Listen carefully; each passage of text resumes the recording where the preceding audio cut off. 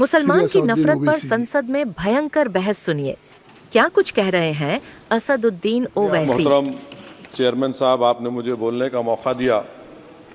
मैं शुरुआत में बताना चाह रहा हूं कि मैं हुकूमत की तरफ से लाए गए इस रेजोल्यूशन की मुखालिफत में बोल रहा हूं और मैंने अमेंडमेंट्स भी दिए हैं प्रेजेंट एड्रेस के लिए। और चेयरमैन साहब, आप उर्दू को जानते हैं, किसी एक शायर ने शायद बरसर इख्तिदार जमात के लिए ये शेर कहा होगा कि उसूल बेचकर मसनद खरीदने वालों, निगाह अहले वफा में बहुत हक़ीर हो तुम, वतन का पास तुम्हें था ना होगा कभी, कि अपने हिर्स के बंदे हो बेज़मीर हो तुम, इज़्ज़त नफ्स किसी शख्स की महफूज नहीं, अब तो अपने ही निगहबानों से डर लगता है, डंके की चोट पे जालिम को बुरा कहता हूँ, मुझे सूली से न जिंदानों से डर लगता है। मोहतरम चेयरमैन साहब, मैं आज इन लोगों की तरफ से बोल रहा हूँ जो दिखते तो हैं, जिनके बारे में बात तो होती है मगर उनकी कोई नहीं सुनता। मैं उनके बारे में बोल रहा हूँ जिनके बारे में वज़ीर आज़म मोदी ने कहा था कि घुसपैठी है। मैं उन बेटियों और माओं के बारे में कह रहा हूँ जिनके बारे में मोदी ने कहा कि ज़्यादा बच्चे पैदा करते।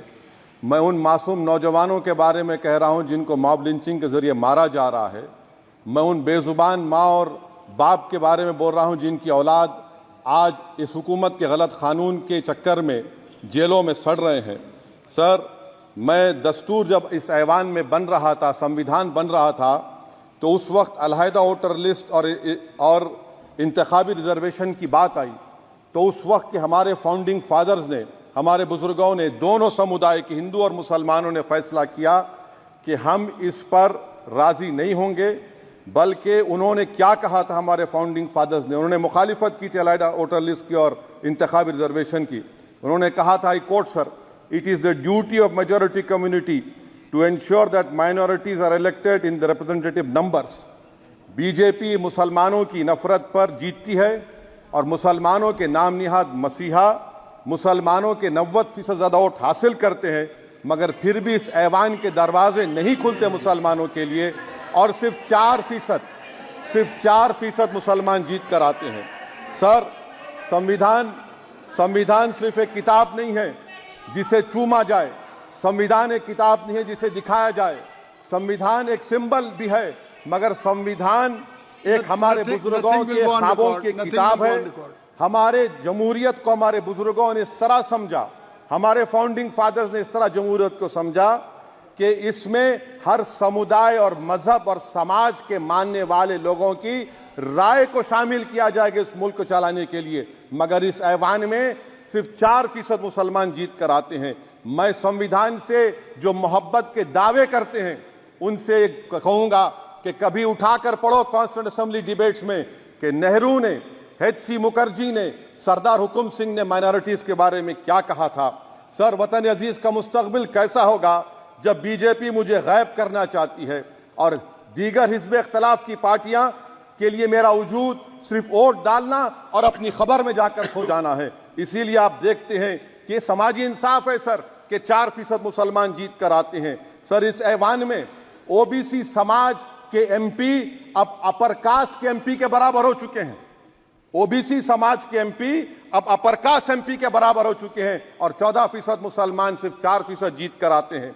CSDS का डेटा ये बताता है कि इस मुल्क में जो वोट बैंक है, जो एक मुश्त वोट डालता है, वो अपर कास्ट का है।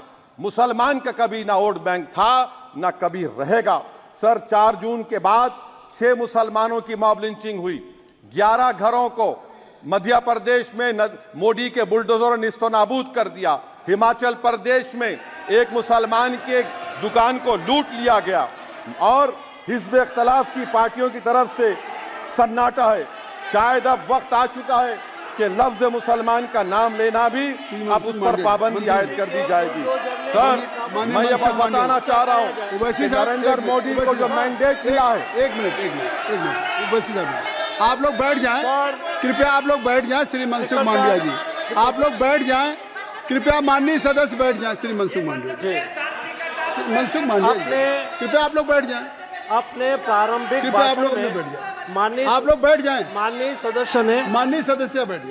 सदस्य ने अपने प्रारंभिक भाषण में जो शब्द प्रयोग करा है उसको ऑथेंटिकेट करा जाए। और अभी उन्होंने उल्लेख करा कि मोदी के बुलडोजर ने वहां मॉब लिंचिंग करा है उसको भी ऑथेंटिकेट करा जाए। निश्चित तौर से इसको ठीक है, ठीक है, ठीक है, ठीक है, ठीक है। उवैसी साहब जब भी कोई बात नहीं सर, आप चेयर पर बैठे हैं जी, इसलिए आप मंत्री जी को पेट में दर्द हुआ, माशाल्लाह, शुक्रिया उनका। नहीं, तो सर मैं ये बोल मंत्री की रहा था, जवाबदेही है अरे ये नहीं मंत्री इससे की बुरी बात क्या है? पेट में दर्द हो सकता है। वो दर्द ये सब ठीक अच्छा, है। दर्द हुआ, चलिए दर्द हुआ, दिल का दर्द हुआ।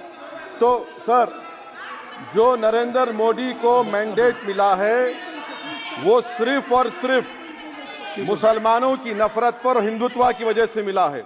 आई would like to say it is not Modi's in dock but every single person voted him despite his anti Muslim voice. And I would like to tell the opposition parties, this is not a moral victory for you, this is a victory of majoritarianism. Everyone should contemplate and do introspection. Why is it that the OBCs and the upper caste are getting their due representation? Why are the Muslims not getting? Are we here only to vote for you and not to get elected? If that is the case, please tell us that we are only here to vote for you. Sir, आज भारत के आधे नौजवान बेरोजगार हैं और रोजगार की तालाश, बेरोजगारी का आलम यह है सर कि मोदी सरकार के 5 साल में 75 लाख एस्पिरेंट्स की जिंदगी बर्बाद हो गई, 6 पेपर लीक हुआ। बेरोजगारी का आलम यह है सर कि रशिया जा रहे हैं, वहां जाकर अपनी जानों को दे रहे हैं। बेरोजगारी का आलम यह है कि नरेंद्र मोदी रोजगार का कैंप चलाती है नौजवानों के लिए कि तुम इजराइल में जाकर काम करो, उनको कैनन फॉडर बना रही है ताकि फलस्तीनियों की जायदादों को हड़प कर सकें।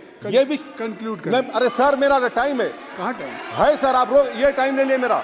सर मैं 2 मिनट दीजिए। ये विश्वगुरु की पॉलिसी है। इजराइल को 27 टन हथियार जा रहा है। 9 मिलियन भारत के लोग गल्फ में काम करते हैं, क्या असर पड़ेगा? 47,000 इजरायली फलस्तीनी मार चुके हैं। क्या है हमारी पॉलिसी सर? क्यों हथियार दे रहे हैं सर? नस्लकशी हो रही है। सदर जमहूरिया के खुतबे में राष्ट्रपति के सर, मैं उसी पे बोल रहा हूं सर, उसमें लिखा हुआ है फॉरेन पॉलिसी के ऊपर, आप पैराग्राफ नंबर 25 देख लीजिए। सदर जमहूरिया में सैचुरेशन अप्रोच है। क्यों नहीं मोदी सरकार माइनॉरिटीज को तीनों स्कॉलरशिप को डिमांड करती है सर? उसको आपने बजट कम कर दिया। सर, बनारस का बुनकर 18 महीने से मंडी का शिकार है, सूरत और बेंगलुरु जा रहा है।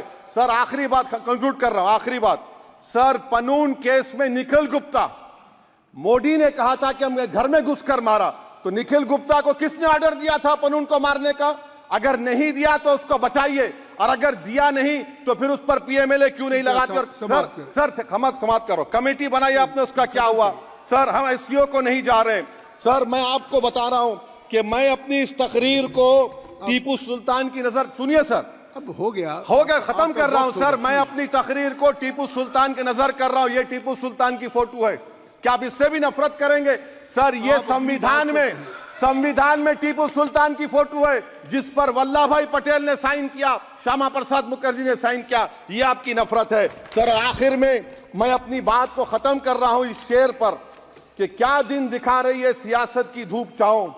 जो कल सपूत थे वो कपूतों में आ गए, थे इस कदर अजीम के पैरों में ताज थे, इतने हुए जलील के जूतों में आ गए। बहुत बहुत शुक्रिया। अगर वीडियो पसंद आया हो तो लाइक कर दीजिए और चैनल को 1000 सब्सक्राइबर पुराने में मदद कीजिए और अपने दोस्तों में शेयर कीजिए। नमस्कार।